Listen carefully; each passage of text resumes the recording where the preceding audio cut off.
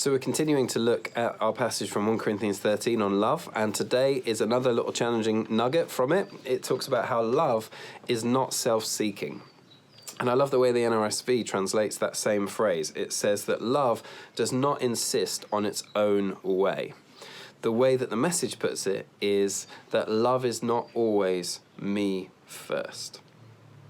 And so really what we're talking about is a word that isn't very popular because it doesn't sound very fun. It's the word submission. And it's getting at the fact that when we love a person, what we want to do is we want to submit to their preferences, and we want to prefer them. I can't think of another way of putting it. And not insist on our own ways, the kind of negative version of the positive.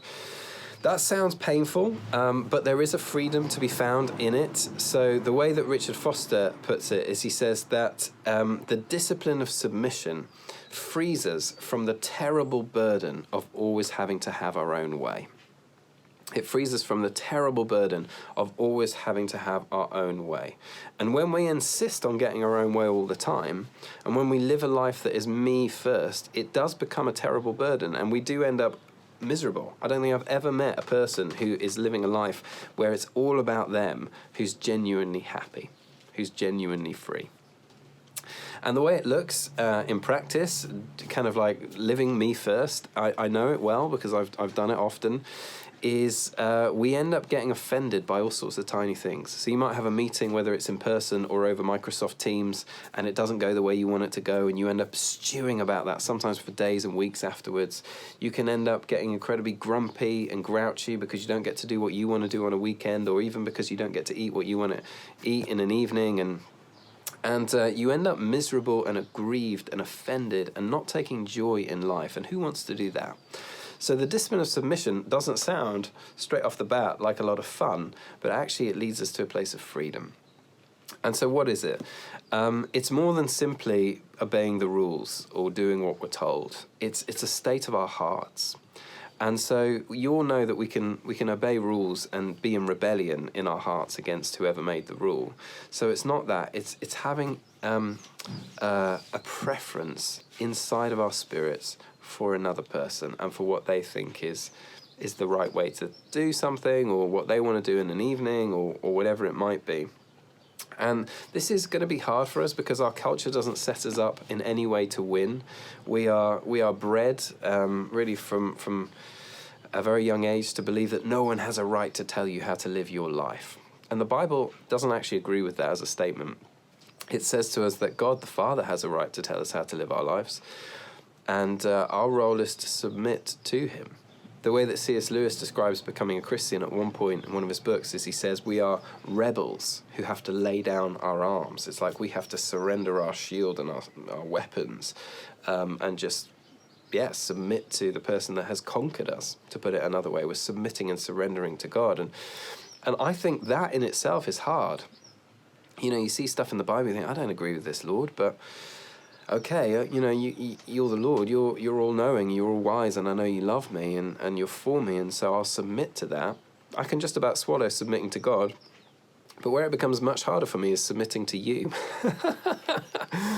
I think, God deserves it, but I'm pretty sure you don't deserve me submitting to you.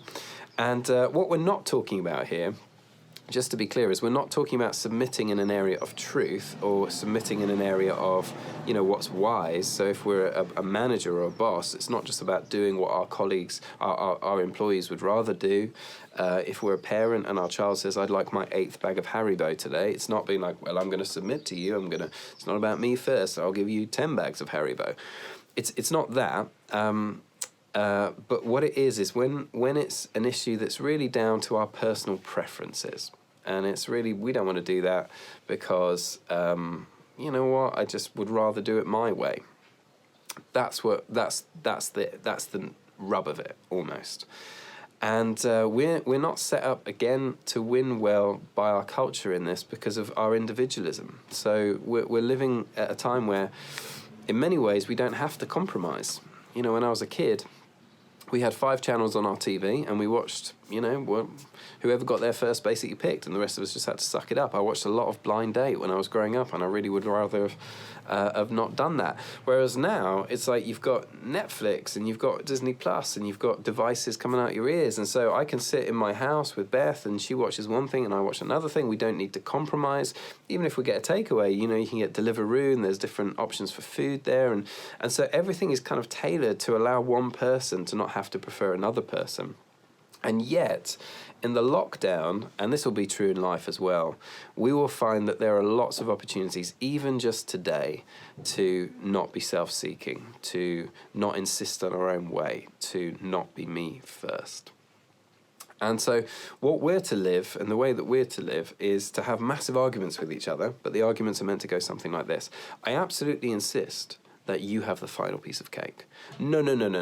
I would like to have the final piece of cake, but I will not have that cake. My lips, are not going to open. I will shove that cake into your mouth. You must have the final piece of cake. Or, I absolutely insist on this FaceTime call that we spend our time talking about you and listening to you. No. I'm going to mute my microphone. I will sit here for the next hour. I will listen to your hopes, your dreams, your childhood stories, your fears. I will pray for you at the end, and then I will hang up. There is no way I'm going to be talking about my issues. I want to listen to you. I want to make this FaceTime about you. Or, I've heard that you're in isolation. I've got one piece of toilet paper left. I'm going to be coming around to your house. I'll be posting it through your letterbox. I insist that you have it. Absolutely no way. I will not have that toilet paper. You need to use that toilet paper yourself. What on earth are you going to do? Are you going to go in the garden? If you come around to my house with that toilet paper, I will throw it back out of the window. I will not go near it. I'm going to prefer you. I'm going to choose to do that. And as I do that, what I'm doing is I'm expressing love for you. And also, here's the other thing, I'm freeing myself from that terrible burden of always having to have it my way.